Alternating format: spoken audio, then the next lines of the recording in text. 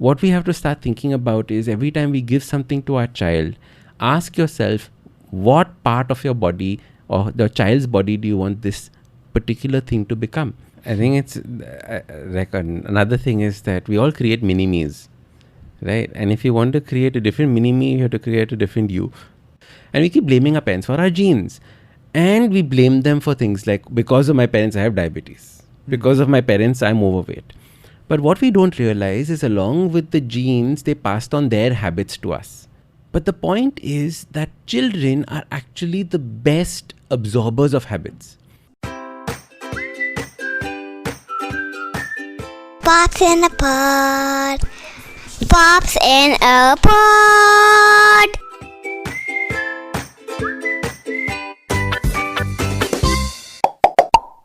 Welcome to Pops in a Pod. I'm Peter Pop, and I'll be doing this episode solo. This episode, I feel, is a must listen for all parents, so I'm going to keep this intro short. I spoke to Ashdin Doctor, and he's popularly known on the internet as the Habit Coach. He recently released his second book, The Book of Good Habits for Kids, and I think it's a book that every parent should read after you listen to this episode for sure, because it's going to leave you far more curious and interested in the topic. We covered quite a few things in our chat. His journey as the habit coach. We also talked about how habits are no different for kids or adults, and some of the easy ways that you can implement habits in your kids' lives. All that and more in this chat, so here it is. Ashdin, welcome to Pops in a Pod. Thank you. Very excited to be here. Likewise. I mean, we've been talking about this for a while, and if for our listeners you're getting, wait, how do these guys know each other? So I'm going to take a minute to do this because I've been actually following Ashdin for a while, both on Instagram as well as his podcast, The Habit Coach, which is really something that I've learned a lot from. So I'm really glad to have you on this side of the mic, to be honest. You. But we've interacted a few times at a few events, on another podcast, which I produce also. And that was a lot of fun. And it was while we were talking during that time is you told me about the book that you're working on. And that's what actually we're talking about on this podcast. But you know what? I'm going to put that all aside for a second and take a minute or two and kind of realize that for a lot of our listeners, they may not know who's Ashdin Doctor, who's the habit coach. So tell us about that journey. How did that all come together? Amazing. So the habit coach, I started habit coaching, say, around 2017. And towards the end of that, was 2017, 2018, we launched the Habit Coach podcast. And this was the time before podcasts were such a big thing in India. So it was a very cool journey because we had to download podcasting apps on people's phones. I would say, I have a podcast. It's called The Habit Coach. And people would say, podcast? What is that? So we started from there. And it had to be taught to everybody what a podcast is, how to listen to one, when to listen to one. And in fact, we took it upon ourselves to create the habit of listening to podcasts. So as a habit coach, we had to start doing that. So the podcast is called the Habit Coach Podcast. Then obviously we branched out into many different things. As a result, we started coaching people through the pandemic online, worked with Google abroad, basically around helping people change their lives using habits. Because I believe that all the thoughts and actions that we have on a regular basis are nothing but our habits. And these habits create the life that we want. So if you want an awesome life, we need to have our awesome habits in place. Yeah, and I love the term that you use, right? Awesome life, right? Because a lot of times in my head, and I think for a lot of people who are listening, you want the perfect life, right? You want that image or what you're seeing people's life projected on Instagram or other social media, right? But when you put the awesome life, it completely has a different perspective. So I'm glad you do that. It was actually very consciously done because, perfect life means what? Perfection is not something that we can achieve or want actually. But awesome is that feeling of, wow, right? So like at the end of the day, when you look back at your life, will you have that wow feeling? Will you be in awe of how you lived and the things that you did? And that is what drives me. Yeah. And one thing you skipped out, so I'm going to quickly inform all our listeners, is Ashdin is also a published author with not one but two books. And I actually read Change Your Habits, Change Your Life. And what I really liked about that book, and I think I briefly told you about, is it's not a book that you just read and it lies on your shelf and then you go revisit it when you get motivation or things like that. This is something you have to work at, right? And I think that's the way also I look at habits. It's not something that I'll read something or like, it's 31st of December. Yes, I'm going to do it. And then like 2 weeks later, I mean, like I worked in the gym business. I know quite well how this kind of works for a lot of people, right? But the reason we're talking is because recently you published your second book, The Book of Good Habits for Kids. Now, let's start off with something very basic. Well, you talk for adults, and with adults, you have a variety and we get the depth of habits and stuff like that. Why use good habits? I want to know that. So the interesting thing is that, so firstly, I don't like the word good habits. So this good habits was basically done because people are so familiar with that expression. Okay. There is no things as good habits or bad habits. There are habits that work towards your goal and there are habits that work away from it. But the point is that children are actually the best absorbers of habits. And I was like, if I have to work on adults later on in life, might as well get to the root of it and say that how can our kids have the best possible habits that we can get for them? And through my coaching business, I realized that so many of the parents were coming and asking me, what do I do about my children?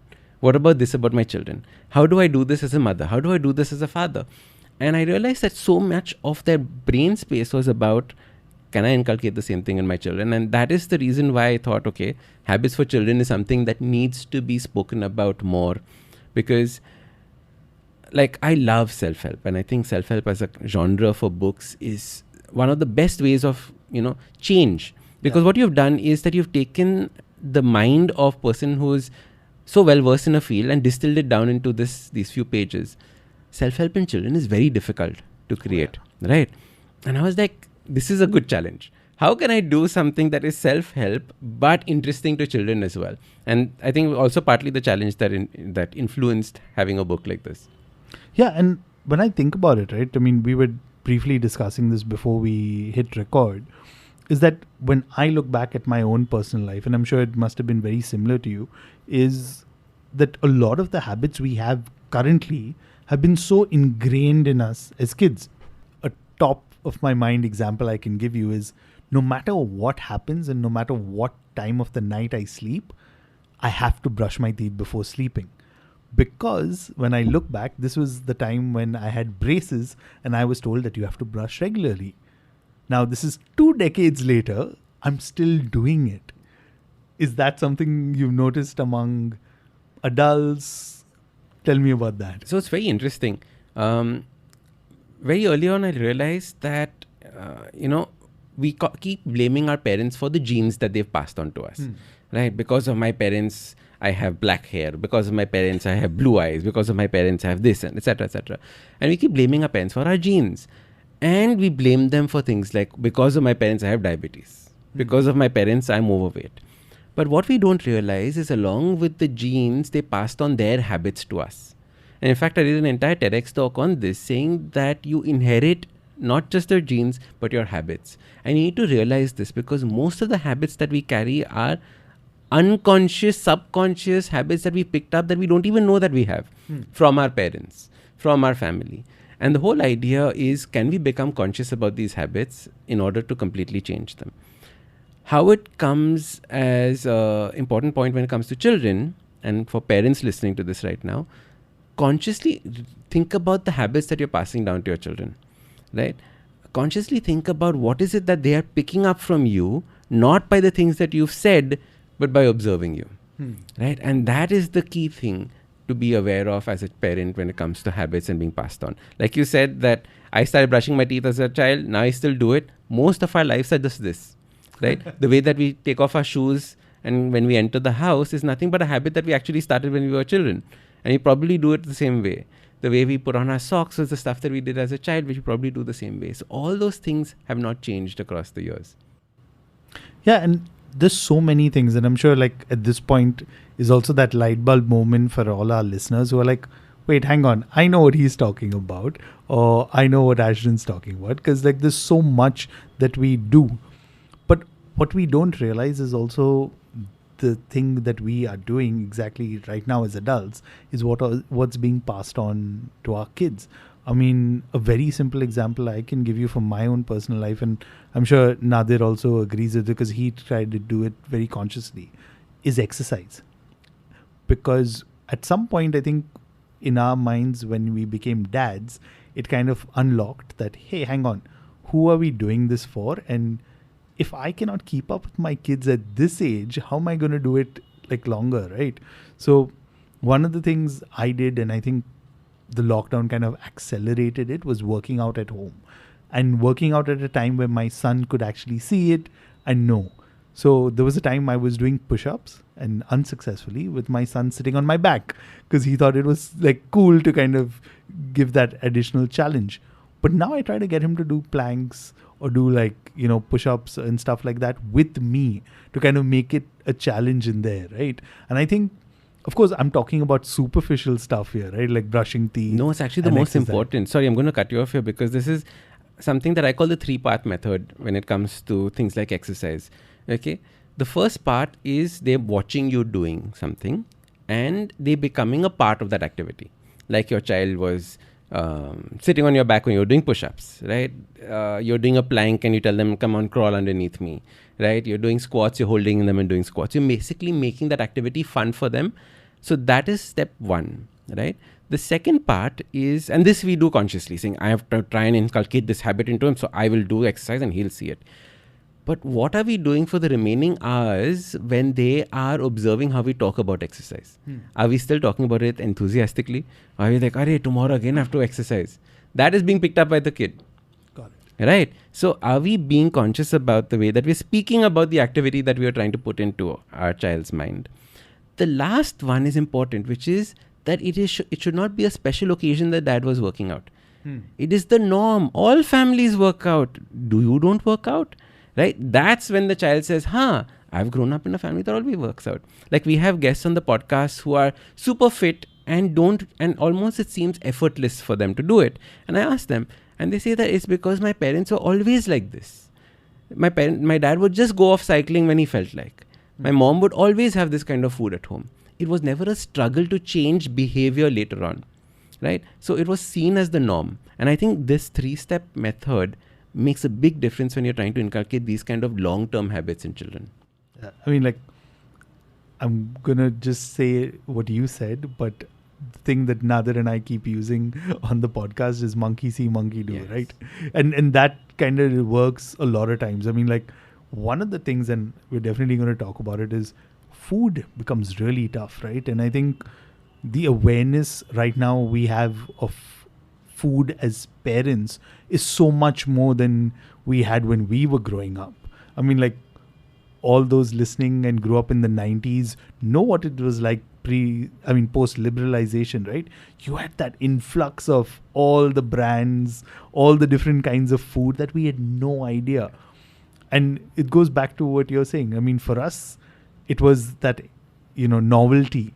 But today, for my son growing up, and I'm going to use brand names here, a McDonald's is a norm. McDonald's was a treat when I was growing up, right? I want to quickly touch upon... Coca-Cola was a treat. Oh, yeah. You don't just have a Coke. Like if there had to be like an occasion for it. The 2 other things, that when we were growing up, food was not that tasty. I don't know if you ever think back to it, the kind of food that we ate was not very tasty. Even the fruits weren't tasty. The banana did not taste sweet. The apple did not taste sweet, right? All those things have changed so dramatically now that we are fighting an uphill battle because everything is so tasty. Obviously, I want to put it in my mouth. At that time, I would say, no, I don't want these things because it's not tasty. But now, it's so easy. So, and where I was kind of leading with that is relationship with food, right? Because I think, again, I'm going to use my personal example because it's easier for me for reference. Karela is not a vegetable that I will naturally gravitate towards or request to be made at home and things like that, right? Because of course there's a relationship I have. I'm with you on this. Completely. Karela is the one thing. Unless it's deep fried with cashew nuts or something like that. Then fine, maybe okay. I mean, that, now since you only mentioned it, have you tasted Karela stuffed with prawns, deep fried? Never. That is one of my few exceptions, right? But okay, sorry. Coming back on track, right? Because we can keep talking about food and different things and make people listening hungry. But when I look at my relationship with food, that also was set very young, right? Long-time listeners will know I keep talking about I went to a school where sports was important, right? That also resulted in not having, like, it was literally one of those things where you were told that, hey, if you need to be fit, if you need to perform and excel, you cannot have certain kind of foods. We were kind of made conscious of that. Now, nothing of that happened in my school, huh? like I realized about food only once I was massively overweight and collapsing on the floor. Till then, the concept of food did not exist. It was just like, if it's tasty, it means must be good for you. Like, only bad things are bad for you. So but okay, and feel comfortable to share how much you want. How did that kind of impact, right? I mean, like, using your own personal example, how did your relationship with food change? And what would you advise or at least share with a lot of parents who are listening, right? Because I'll be honest with you. I think when 4 parents or 5 parents get together, the only thing they're talking about is, oh my God, my son doesn't eat this food. I'm struggling with my daughter trying to get them to eat healthy food. So, and I'm sure this is going to be one of those things that everyone's perked up their ears for. So I think first rule is don't force your children to eat, right? I was traveling with a group of parents, and as soon as they got on the flight, they took out snacks and gave it to their children. As soon as they got off the flight, got into the bus, they took out snacks and gave it to their children. And it was just constant force feeding that was happening. And now, see, if it is a lunch meal kind of a thing, you don't need to force feed a child, right? Matlab, like, the child will be like full. But when it's junk food, the child cannot realize when too much is too much, especially when it's sweet food, because the sweet flavor stops the full receptors in our brain, right? So we keep wanting more and wanting more and wanting more. So it's very important for us to realize every time we give junk food, chips, biscuits, etc. to our kids, they don't know when enough is enough. And we can keep giving them because they'll keep asking for it. Yeah. But they won't keep asking for dal chawal. That's the difference, right? So focusing on the dal chawal kinds of foods for them is far more important than focusing on this, because they can't tell you when to switch it off. Personally, coming back, remember I was telling you about the habits that are passed down from generation to generation. My grandmother, remember, she grew up in a generation where sugar was not very prominent. There was still a rationed substance because World War II had happened, and they were just coming out of it. So as a result, rich people had sugar. Soon sugar was available for everything. So now sugar was used in everything. Wow. So every day she would bake one cake or some pudding or something. Breakfast was always a sweet pancake or a sweet porridge or a sweet something. If Ashdin came back from school and had been bullied and was feeling low, they would bake a cake. If Ashdin came and celebrated a test, we would bake something else. So it was always sweet that was part of the home. That got into my mom. So because mom would have sugar on her dal rice. Wow. Right? If there was no food at home, just plain boiled rice and sugar, because they were very poor growing up. So plain boiled rice and sugar was the thing that mom would have. And that got into me as well. So sugar was a norm in the house. My dahi, I would only eat so that I could have the crunch of the sugar in the dahi. Correct. And that was the way that I grew up. Like I said, there was no concept of what is good, what is bad, till I started learning and educating myself. What I like about this generation is that they have so much knowledge at their fingertips. The problem is in the implementation. Correct. My son is not eating this, my son is not eating that, my daughter is not eating this, my daughter is not eating that. Because what is it, the stuff that you are eating, and how are you talking about the food there and then? I remember going to a friend's house whose daughter had never eaten Maggi in her life. Okay. So the daughter is about 5 now. Never eaten Maggi in her life. And there was another kid who said that today is my Maggie treat day. So I've got Maggie packets for both of us. So this mother's like, I don't know if she like it. Let's make it and see. In my mind, I was like, oh my God, this poor kid is going to have Maggie for the first time. Her brain's going to explode. She's going to love it. She's going to fall in love with it. She took one taste and said, I don't like it. I don't want it. Right? Because the hoo-ha around the food had not been made. Right? Many a times the parents say, oh my God, this is my favorite thing. I'm going to have it. I'm going to have it. So the child also goes, yeah, I'm also going to have it. And we make these things important. Imagine if we did the same thing for bhindi. Right? If we said, my God, bhindi is so good. I love bhindi. I can't wait for bhindi to happen. Chances are that our children are also going to pick up that emotion and associate it with that food. Again, vegetables. Where is the meat? Where is the this? See how we talk, because those are the things that are influencing the way that our children are going to see food. And lastly, once the sugar wagon starts, it is so difficult to stop. Right? We have to realize how to cut it down.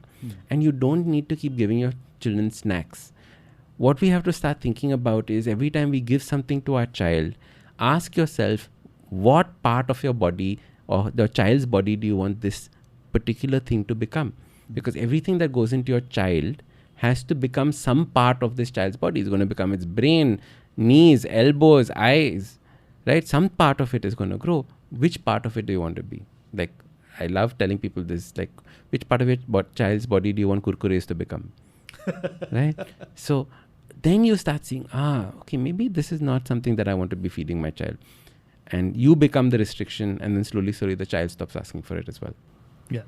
And going even back to what you said, right? Like, until then, or until your kids have access, and I mean, it's strange I'm saying this because my son at the age of 6 has access to Amazon, Swiggy and all of that, the various apps, but still he doesn't have the decision making power, right? But until then, the parents are the ones who are in control.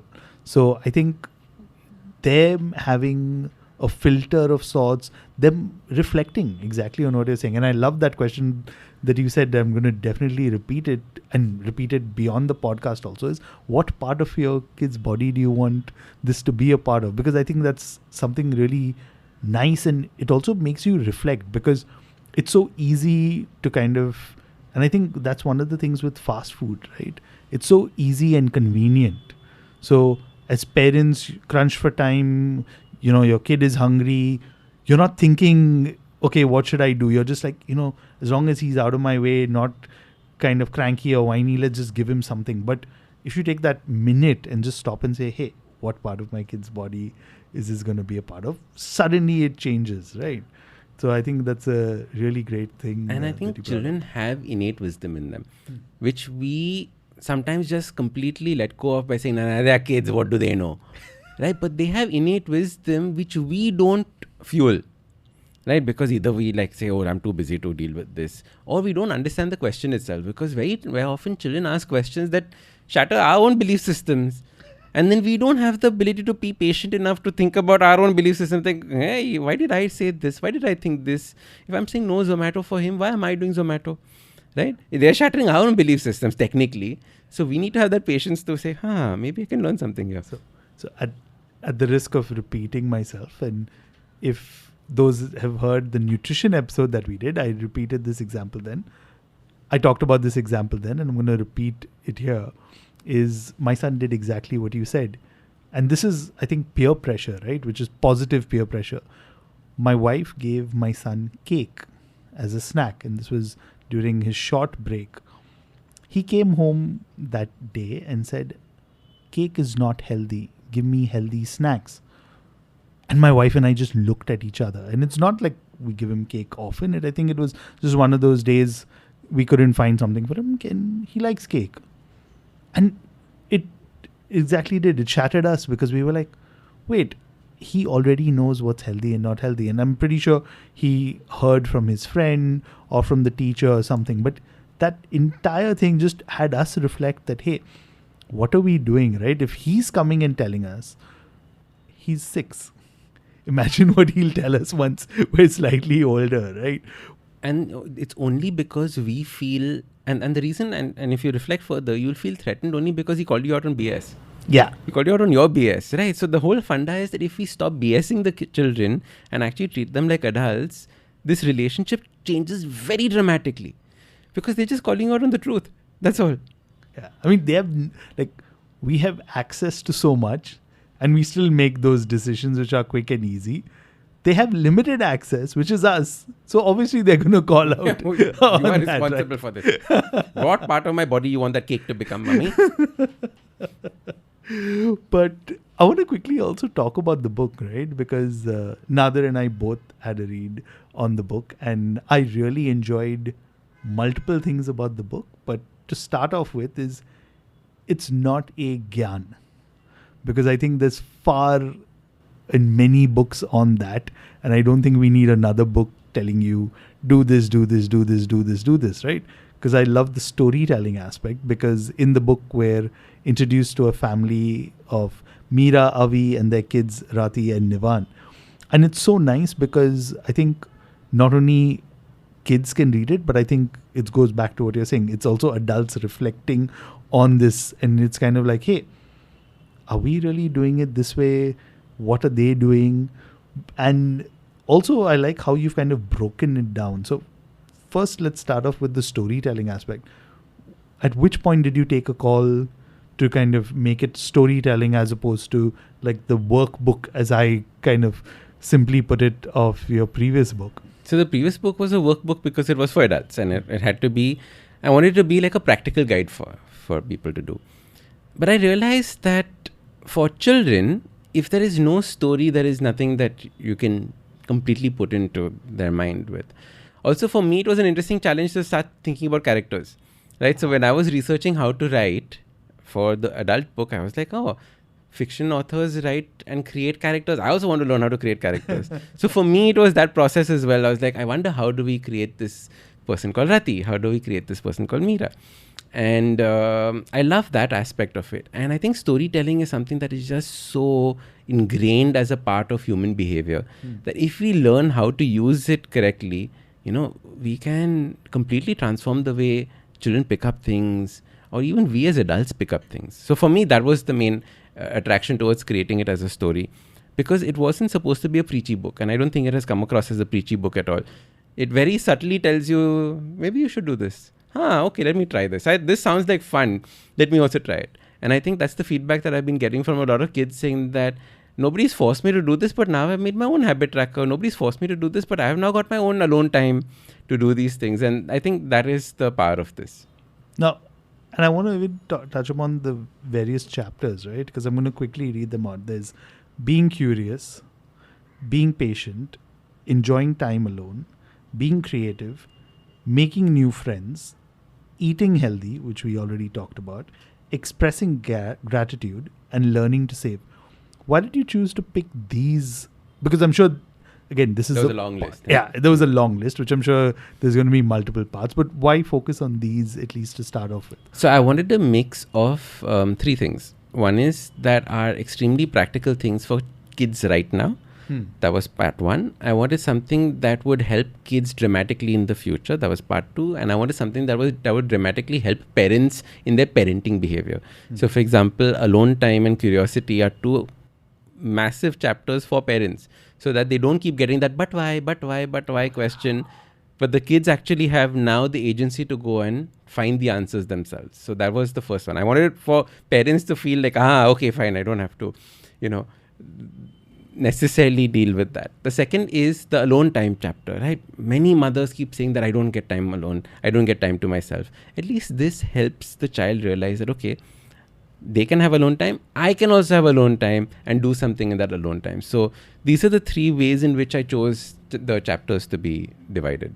So gratitude is something that that comes very naturally to children, but they cannot see the benefit now. They'll see the benefit as an adult. Yeah. Right. So that way is how I structured these habit chapters. I'm so glad you didn't say you did like primary research and secondary research and stuff, but like, to me, it seems like that, For me, right? That also happened because I come from a research background, right? No. So Ormax Consultants and all of that is research.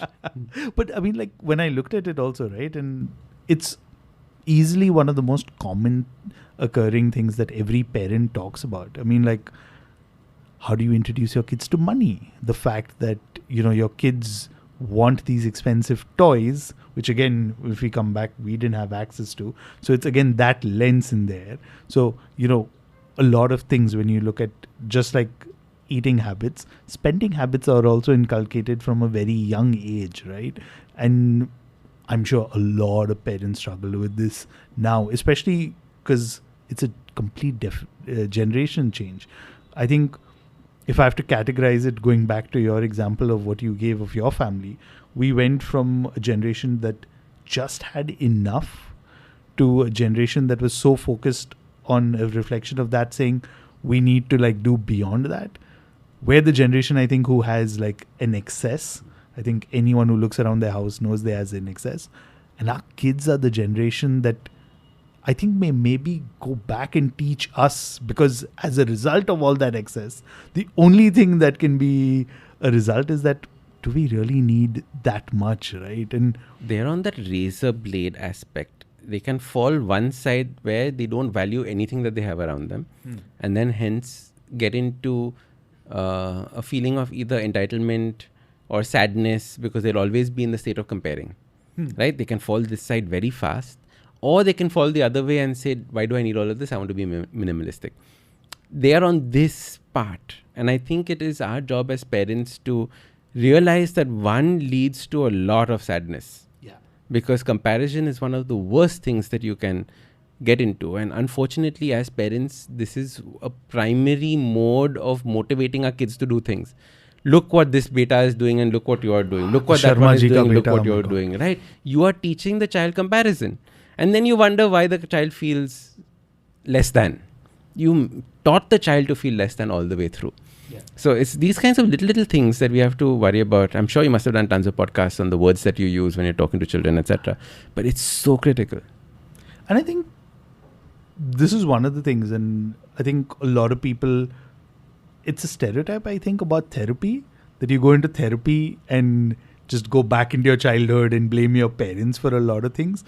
But I feel that if you think about it, everything that we are as adults, all that we're doing, I mean, we're talking about habits, but if you just draw the spectrum of all your very being, is all based on your childhood. And I think that's one of the things both Nader and I have realized of doing this podcast for the last close to now 3 years, right? Is that a lot of these topics, not only are we talking to parents, but we're also learning ourselves, right? And it's that awareness that you're coming to that, hey, okay, this would happen to me as a child as well. This happened to me as a child as well. I mean, like we were discussing earlier about so many various things.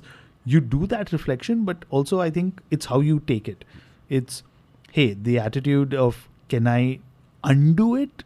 No, but can I now be a better example for my kids? Which again comes into what we were talking at the start, right?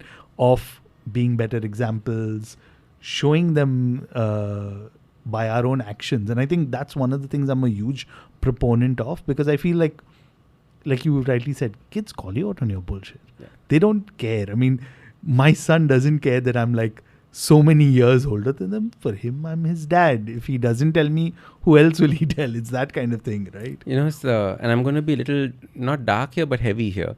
And it's this thing that we always want to give what we didn't have to our children. 100%. Now, the problem is that we think of these things as materialistic things. I didn't have this 3-in-1 pen. I'll give him a 3-in-1 pen to my child, right? We're thinking materialistic things. But how about things like the childhood trauma that we're carrying, right? When do we say that this generational trauma ends with us? The way that we think about money, for example, the way that we think about our health, right? The way that we think about using the words like should do these things, you must do these things. Right? These are all guilt-creating tools that we use in our children. You know, just 2 days ago, I was at a workshop that I was conducting for entrepreneurs. And luckily, the entrepreneurs' kids were there. Okay. Everything from 15 years and above. Okay. So, I think, not 18 years and above. So, they were just getting into the family business. They were getting more aware of these kinds of things. And I mentioned this point about the guilt. Right? Because a number of entrepreneurial families use guilt to make sure that the children follow a path. Like, you should be doing this, you must be doing this, you must be doing this. And it's that same guilt that is passed on to the next generation. And it is so toxic because that guilt just eats you up from inside. So think about it this way. Give them all the material things that you want, by all means.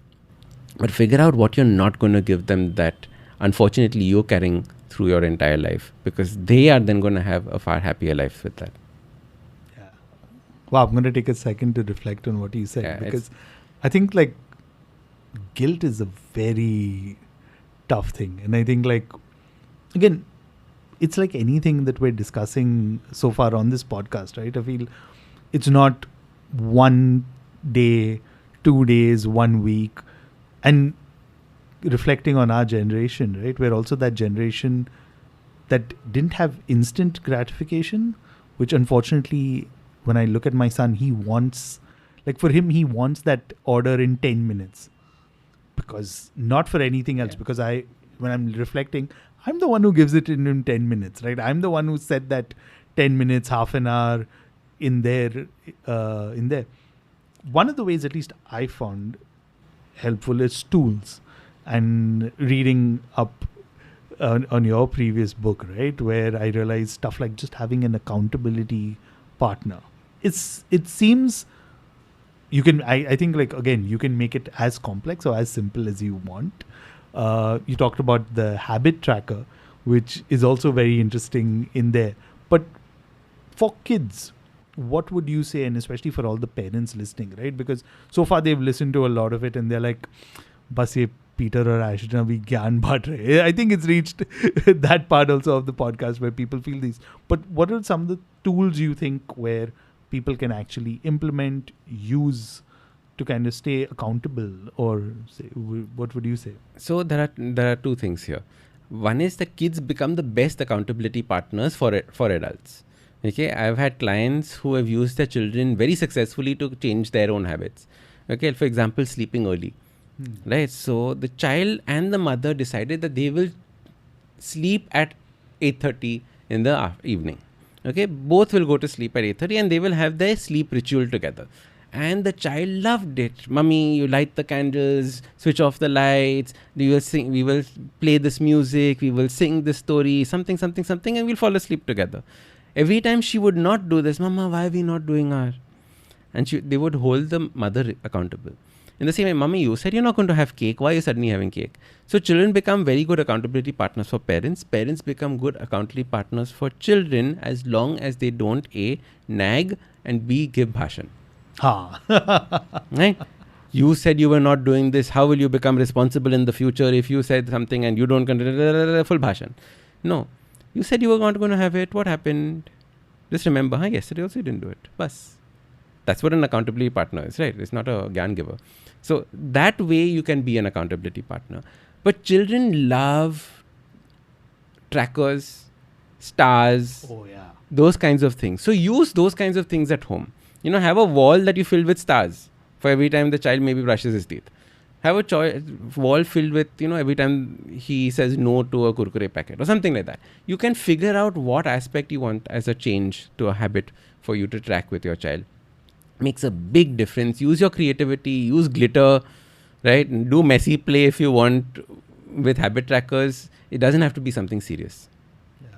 No, and I think that's one of the cool things, right? Is because my son is still at that age where it's all about stars. I'm wondering what happens afterwards, right? It becomes dinosaurs and then it becomes sharks. So then how many sharks have you made?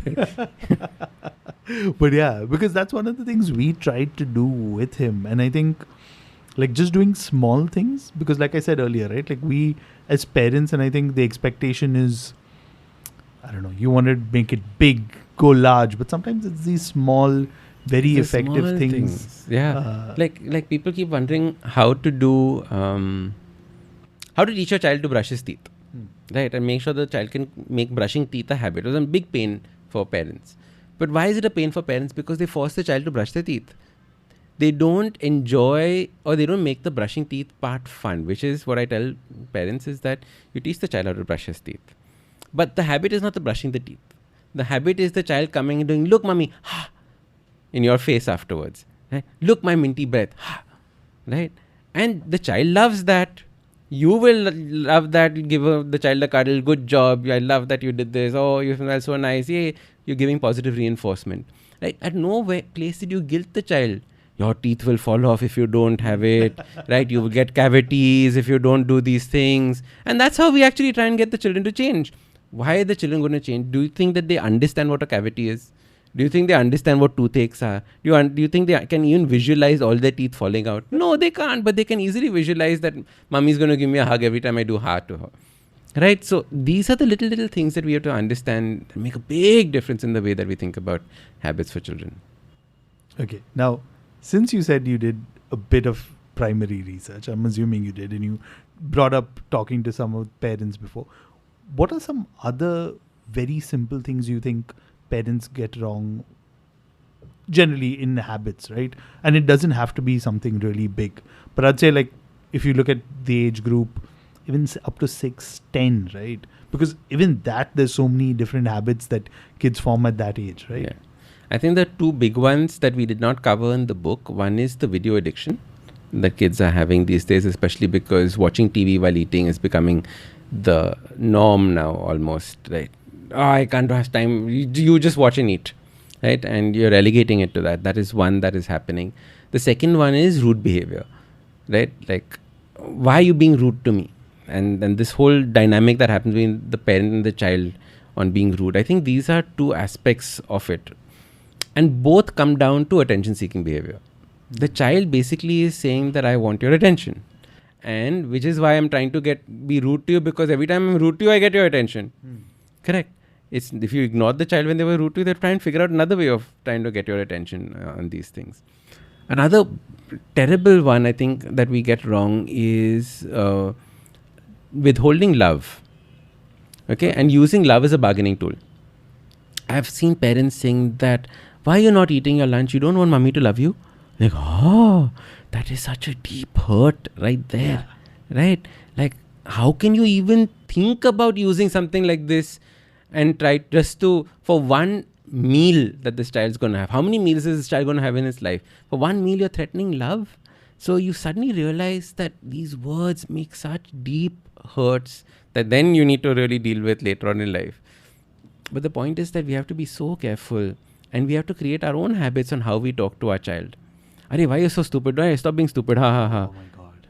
And it was a really interesting thing that happened. I was traveling somewhere and I was staying with one family, and then after 7 days I was staying with another family. Both families had children. But the way that this family was talking to their child was so dramatically different from the way this child. This one was, are you stupid? Arey, come. And all the stupid would happen, and then come, give me kissy. Right. So that was one way of dealing with it. And the other one was, so what is it that you feel like having a full conversation and as an adult to the child? The child obviously doesn't necessarily reply as an adult, but you're still trying to inculcate that behavior in the child. So it was so dramatic to see same age group talking and behaving so dramatically with the parents, and the parents behaving with them. I mean, I'm taking a stab in the dark here, but it's pretty evident where that stemmed from and came from also, right? Which is, again, how the parents were kind of brought up and what they heard. And the way the parents talk to each other. The way the parents talk to each other is the same way the parents will talk to the children, unfortunately, right? So all these things, like, we don't realize that we need to baby-proof our homes in more ways than just putting plastic caps on our electricity. Right, we have to baby-proof our homes in the way that we talk to each other. Yeah. Those are baby-proofing things also. It's not about covering the edge of a table so that it doesn't hurt his head. We're talking about how you don't hurt its mind, its heart, its soul, it's all of those aspects. And do we teach and work together as a team for raising this child in that way? Yeah. And it goes back to, again, I'm repeating the point that you made, right? About we're still that generation that's focused on the material things. So that's just the way our entire approach things is, whether we reward the children with material things, whether we're focused on material things in our house. I mean, like, when I'm going back, what is the earliest things every expectant parent does is, oh my God, my house is going to be changed now.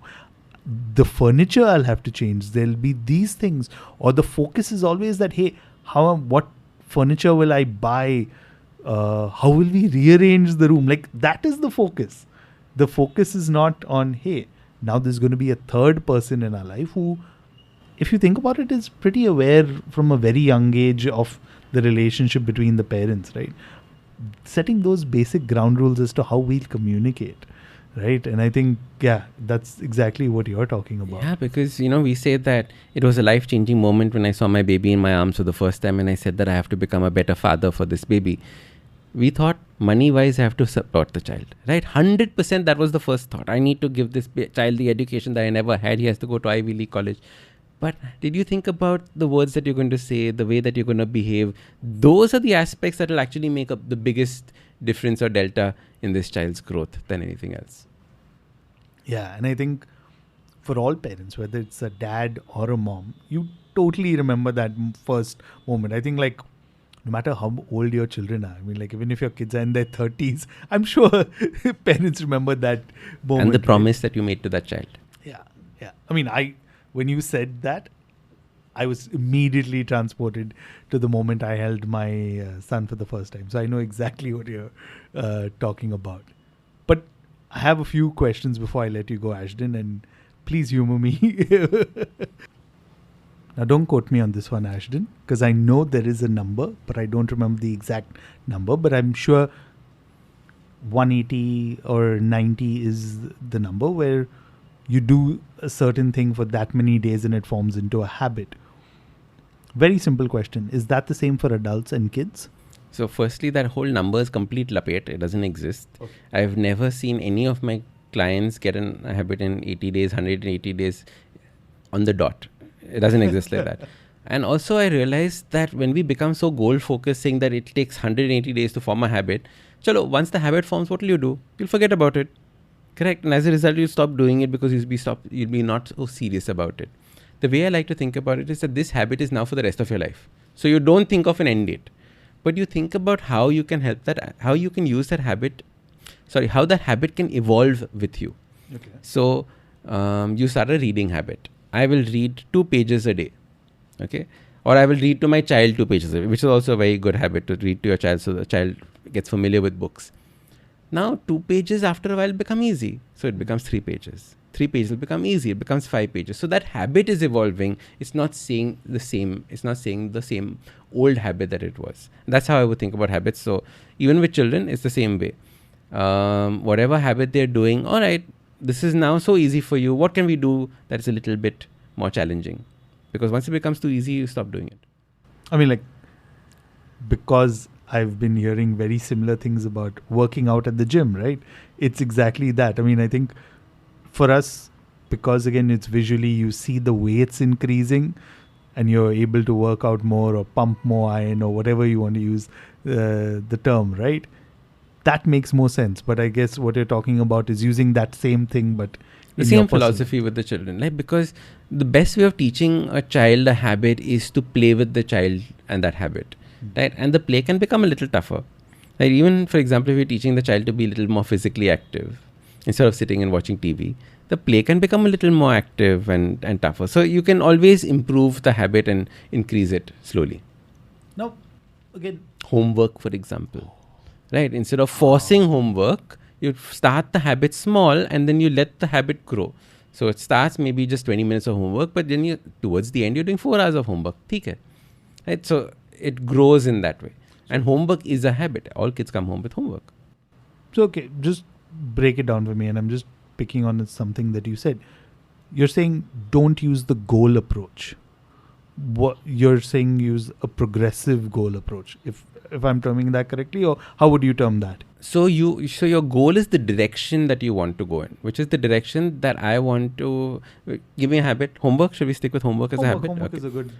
Right. So my goal is that my kid should learn all the things that have been taught in class, which is why we do homework. So it is, you were taught in class, now it's being redone in your brain so it stays a little longer.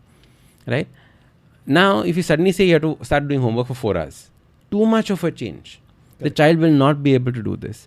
But every day for 20 minutes, if you're doing 20 minutes, slightly it becomes half an hour, slightly it becomes 40 minutes, slightly it becomes 50 minutes, you'll be reaching 1 hour in no time. 1 hour will slowly become 1 hour 15 minutes, 1 hour 30 minutes. Then you're not forcing the child into homework. The child thinks this is the norm. This is how we all do it. The best is if you're saying, I'm going to do my work here, you're going to do your homework here, we're doing it together. Then the kids also say, mummy also is doing homework, daddy's also doing homework. So it's not that I'm forced into doing these things. We get into the problem because we force our children saying, you have to do this because I said so. Instead of it becoming like, doesn't everyone do this? That is when the struggle disappears. Yeah, and just to paraphrase what you're saying is normalize, not discipline, right? Normalize the behavior. Normalize the discipline, yeah. Or instead of disciplining them into that. Correct. Not disciplining, but normalize the discipline of doing things. Yeah. And actually, which is true, right? Because I think like anything has to be disciplined. I mean, like when I go back to some of the habits, going back to the brushing the teeth thing, right? It's a discipline, doing it for a certain period of time, then it becomes like a second nature to you. So yeah, I think a lot of parents are taking out a lot from this and at least like breaking it into chunks. But I think the main thing is not doing all of it at once, right? Like you have to be patient, you have to be slow. And I think that's the thing, that with kids, the patience is the main thing that parents have to learn, right? I had a client, CEO of a huge company. He said, Ash, I have no idea what to do with my child. He's so slow at everything. I'm losing my patience with him. Like, I would want to sit with him, but like, he just doesn't want to do anything. He doesn't know how to do that. I don't know how to talk to my child. Wow. Right? And I was like, okay, start by doing whatever you're doing, but have the child be in the same room with you. You will slowly look, the child will understand you, the relationship will form, and that's how you begin, right? Because he was like, I don't want to fall into this trap of not knowing what to do with my child. That happened with the previous children. With this one, I want to make it special. So then slowly we worked on these habits on how you train yourself to be with your child in that format.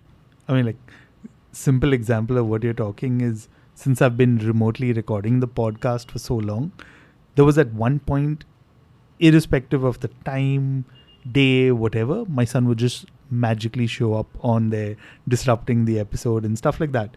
But because he kept seeing me and he knew that, hey, there's this time, he knew that, okay, it's an hour and a half that I'm there, he'd sometimes just pop in and say, oh, are you recording? Okay, I'll come. And when you're talking about this, that's how I realized it's over a period of time. But if I took the approach of saying that, why are you doing this? What are you doing? Like, it would have completely could have swung the other way around, right? So, yeah. Especially the same way that we talk to the children, no? Oh, yeah. Why are you not doing this? They'll come and parrot it back to you. And through the lockdown, in fact, I taught a lot of parents how to have their children give them space, which was telling them that, okay, mummy is going to be working right now. Every time you see mummy on this chair, it means that mummy is working. You need to not come and disturb me at this point of time, right? Anything that happens, you disturb that person. You do not disturb mummy when it's on the chair. Now, mummy does not take advantage of this by sitting on the chair the entire day. Correct? That's you respect the child also, because this is the child's development time. You need to spend as much time with the child as possible. But you at least say that you got these moments of peace on those Zoom calls that you're doing or when you were doing your focused work. I can keep doing this, but an exact example of what you're talking about is probably when I go after this recording home later today, my son will be sitting in his office. Do you want to guess where his office is? My desk, where I sit and do work, the exact chair. And for me, that was a light bulb moment where I realized that he's exactly mirroring what I'm doing. Like when he sits on that chair, he acts like he's talking and exactly copies my wife and me, starts taking down notes on his notepad and book. And I was like, wow, like if there's an example of mirroring behavior, this is it, like in the flesh for me. I think it's another thing is that we all create mini-me's, right? And if you want to create a different mini-me, you have to create a different you, right? And that is what the mini-me is going to be. Yeah, I think that's another really good line from you, which I'm definitely going to repeat more. But Ashdin, you're a podcaster, so you know exactly how the drill works. We can keep doing this. And I really enjoyed this conversation. But like we had ended on the other podcast where I work on, we leave a bit more for the next podcast. And the reason why I'm doing it, because I'm pretty sure, like you mentioned earlier, this is part one of many books that you're working on. So can you tell me if what else you're working on? Book-wise, there's a third book that's coming out later this year, which is not for kids but for adults, which is going to be 31 habits for 31 days. So these are 31 podcast episodes that have been turned into a workbook that you can actually work on for each of these habits throughout. So as a first time author, I have no idea how many people have written 3 books and published 3 books in 1 year. Where it's, I think, I was like, oh wow. So first time publishing 3 books, thada karke. One in Feb, one in July, one later on this year. So it's going to be interesting. Which is also a great way to segue to the next question I had, is for all those still listening and are really intrigued and or even more curious to know, hey, I want to get started on this, whether it's the book you wrote first in Feb or the one we're currently talking about, how do they get hold of them? Perfect. So I think the best thing to do is first follow me on Instagram, Ashdin Doc. Then all the books are available on Amazon. The first one is called Change Your Habits, Change Your Life. The second is the Book of Good Habits for Kids. If you just search Ashdin Doctor, you'll get all these books that will come on Amazon. Obviously, since you're listening to a podcast right now, you know how the drill works. Please go and check out the Habit Coach podcast. We have over 1,000 episodes, so feel free to binge listen to them. They're all short episodes and very bingeable. Yeah. And are you going to be doing any live events, any showing up anytime soon? We're doing like little yoga retreats and things like that for corporates, but yeah. So the whole thing is that whenever we do these, whenever an event like a yoga or wellness thing, how do we take the stuff that we've learned and then actually implement it in our life, right? So I spend a lot of time at these retreats teaching people, okay, you guys learned all these fantastic things, how to calm yourself down. Now, how do you actually implement it when you go back home? So that is where I spend a lot of time doing live events like that. Awesome. So for everyone still listening, thank you so much. And thank you so much, Ashdin, for taking time out and sharing all of this. It was absolutely lovely. I love the conversation. For all those of you still tuned in, I hope you enjoyed this episode and took a lot from it. Why don't you let us know what you think of this episode? If you're listening on Spotify, we leave the question box. Why don't you let us know on that? And if you want to hear more such chats, why don't you follow us or subscribe to us on the platform that you're listening to? If you've got guest recommendations or feedback, you can get in touch with us at popsinapod@gmail.com. Or you can just follow us on social media. Just search for Pops in a Pod on most social media platforms and you'll find us. But that's all for me. I'll see you all very soon. Cheers.